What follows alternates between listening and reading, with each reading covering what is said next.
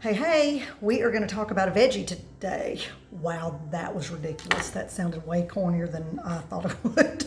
Anyway, I'm going to teach you how to do steamed or roasted beets, whatever you want to call it. I tend to call it roasted, but they're really kind of steam roasted.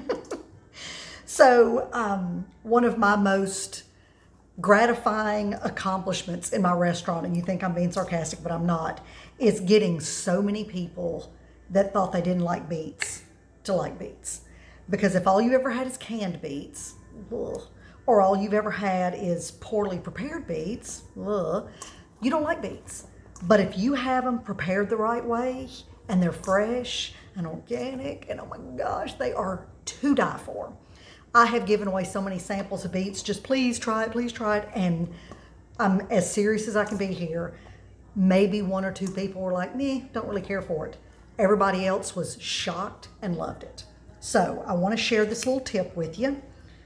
This is more of a food prep than a cooking tip, but it makes a great side. It's super easy, and let's get to it. I'll turn this down. Oop, look, my hand's all red because I've already been playing in the beets. Yikes, hopefully that's not too crooked.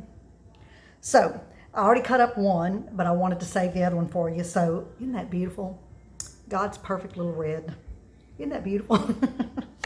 So we're just going to cut the tip off, cut the end off, and then peel it. They're super easy to peel. I mean, it's like peeling a potato. So you just want to get all this off. And I'll tell you, this would be one of those really, really good times to wear a glove. Obviously, I didn't. This will stain your hand. I mean, it'll come off after a day or so. You are going to look kind of interesting for a while. When I first opened the restaurant, I was sitting in the back one day eating some beets. Didn't even think about it, and the customer came in. I ran out front, and that woman looked at me like I was crazy the whole time we were talking. And I couldn't figure it out, and after she left, I just happened to see in the mirror, my teeth were red, my tongue was red, my gums were red, because I had been chowing down on some beets. I bet she thought, what is that chick doing back there, eating raw flesh? I mean, it was gross. But anyway, they don't do that so much when they're cooked, but when they're raw, they're a little intense. So we're just going to cut it in little cubes. Again, I'm not using the most beautiful knife skills here, but I'm just trying to hurry without cutting my finger off. All right, so you're just going to cut it in little cubes. And again, your kitchen, do what you want to do. It can be as big or small as you want. I like them a little bit smaller, mainly just because they cook quicker. That's really the only thing. So you're going to do this. All right, so I got a little bowl here.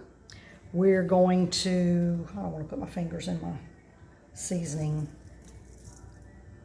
deal. So we're going to put a little pepper on it. Whoops, get my salt thing open here.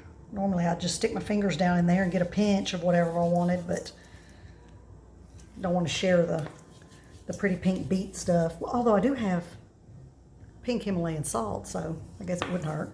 So you're going to do that, and then put, depending on what you got, I didn't weigh my beets. I know, shame on me. But that was probably close to a pound, probably about a pound. So you're going to, tablespoon of lard. You can always add more, and you're just going to mix it around. I know that's probably grossing some of y'all out that I just stick my hand in there, but I don't care. I got soap and water. Soap I made, of course. But anyway, that's a totally different thing. So you just get them real good and coated, because remember, lard makes everything amazing. All right, hold that thought. I'm going to wash my hand. Be right back. Okay, we're back. See, hands washed. See, it's not too bad. It's a little pink. Looks like maybe I slapped the heck out of somebody.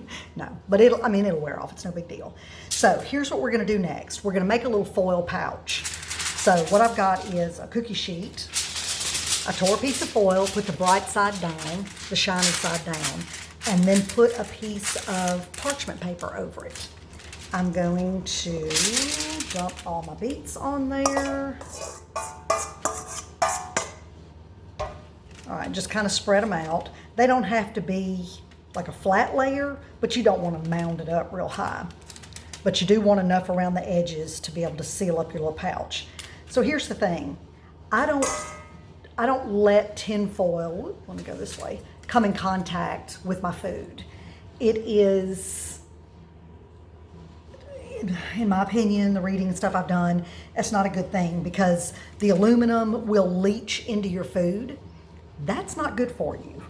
That has been linked, aluminum in our bodies has been linked to Alzheimer's and all kinds of neurological issues. We got enough of that going on in this world, don't need that, so I don't want to add to it. And I figure our world and our bodies are toxic enough. Anything I can do to make it better, I'm going to. So foil you need to make the pouch seal up. You're going to put your parchment paper, put another piece of parchment paper, put another piece of foil, and then you're going to roll this up. My parchment paper is a little bit bigger than my foil, so usually what I do is give one side a roll or two. See, that's what you want, is you want the parchment inside.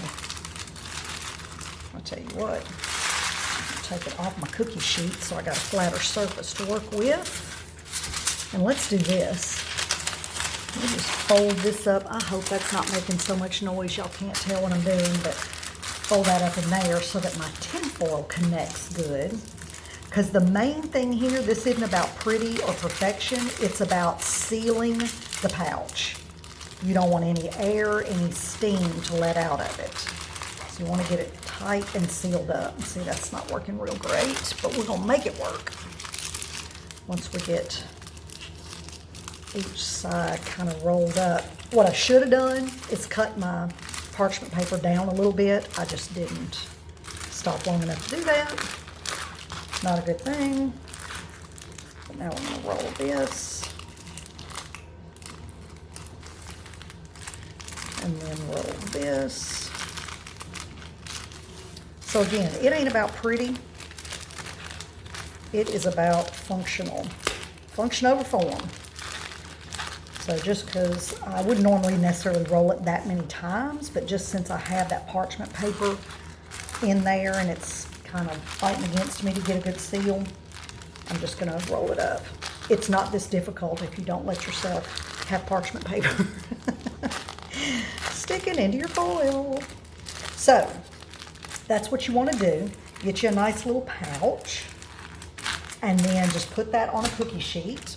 You're gonna pop this in the oven. I've got it set on 425, and usually I would do it about 30 minutes, and that usually takes care of it. So unless your chunks are really big or you have a really large amount, you know, all stacked up, 30 minutes is plenty. And if you look in there while it's cooking, this foil will kind of poof up, and it'll look like, if you remember those old Jiffy Pop popcorn thingies that used to happen on the stove, kind of poofs up like that because it's got all that steam in there, so it's cooking and steaming those beets and just, making them sweet and they're yummy. So I'm gonna pop this in the oven. I'll come back in 30 minutes and open it up and let you see what the end result looks like, and I'm telling you, this is the best. You can eat it as a side with any of your suppers. You can throw it, if you have leftovers. My oven's ready.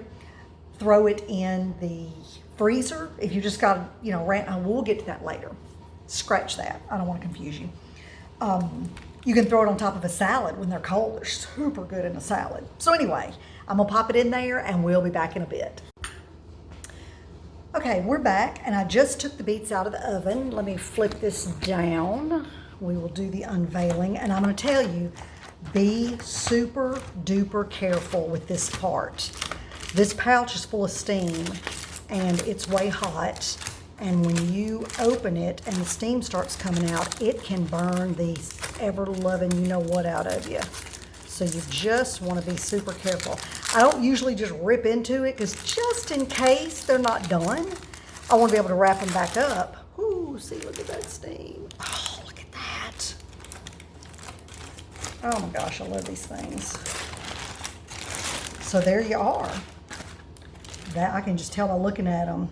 Oh yeah, they're just barely have the slightest little bit of resistance. So they're not crunchy, they're soft. Let me see if I can, let's cool down enough I can pick it up. See, look at that. Is that beautiful? That color, your body loves colored foods. You've heard eat the rainbow? Well, here is primary red, one main color in the rainbow. So there you go. Super simple, super tasty, super good for you. Give it a shot. I think you'll really like it. In all seriousness, you know, deep red colored foods, whether it's dark cherries, pomegranates, beets, they're really very nutrient dense and they're good for you. It's a great way to introduce kids because they're kind of sweet, so they'll probably like it. And there was the other thing I was going to tell you, you can actually do this, you know, cut them up, season them, lard them, make your little pouch, stick it in the fridge for like a week. So you could do that as a weekend prep thing if you're doing prep on the weekends. Make your, you know, and Thursday night we're going to have roasted beets with our roast and our salad or whatever. Make your pouch up, stick it in the fridge. Then when you get home from work or get in from wherever, picking the kids up from school and it's time to cook, all you have to do is turn the oven on, pop it in there.